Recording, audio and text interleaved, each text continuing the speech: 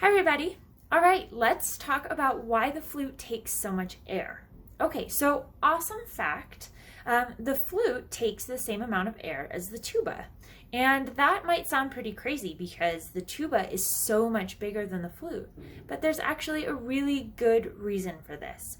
So on a brass instrument, their mouthpiece looks something like this, just in different sizes. Okay, it goes in the instrument and then the player puts 100% of their air into this mouthpiece, and so 100% of their air goes into the instrument.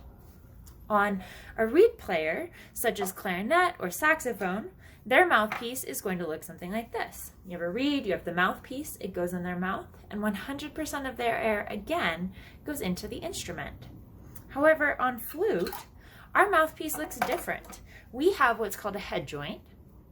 Okay, it looks like this, and as you can see, our head joint does not funnel 100% of our air into the instrument.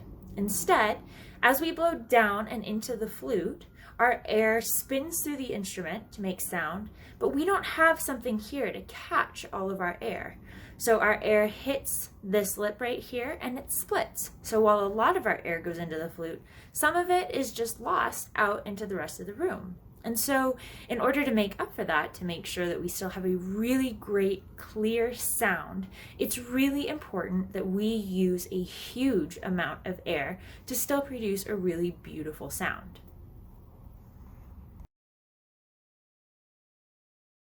We talk about breathing a lot in flute because it's really, really important to having a full, great, clear flute sound. Now, when we breathe, I want you to think about your lungs as being like a balloon, okay? When you fill a balloon with air, it expands. Now, our lungs are right in the middle of our bodies. So it's not just our belly that expands when we breathe in, it's also our back.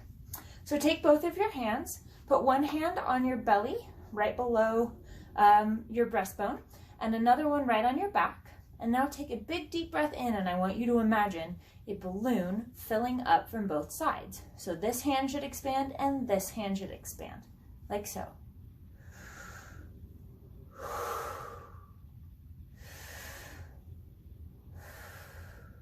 So you can see, as I breathe in, my hands go out, and when I exhale, they come back in. Go ahead and try that a few times.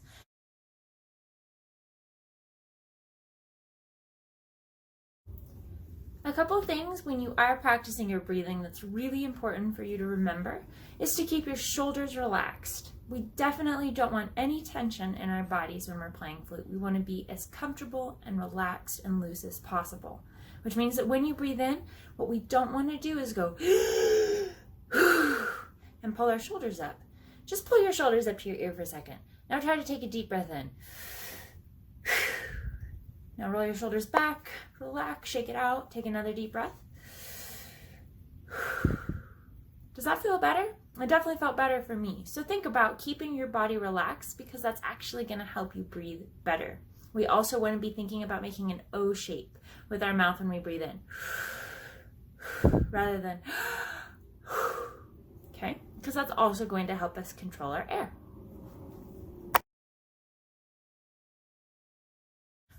For beginning flute players, it's really common to get dizzy when you're first starting out because you're blowing so much air against really no resistance. So if you find that happening to you as you're practicing breathing, that's totally okay. Just take a second, sit down, wait for the dizziness to pass, maybe drink some water, and then get back up and try it again.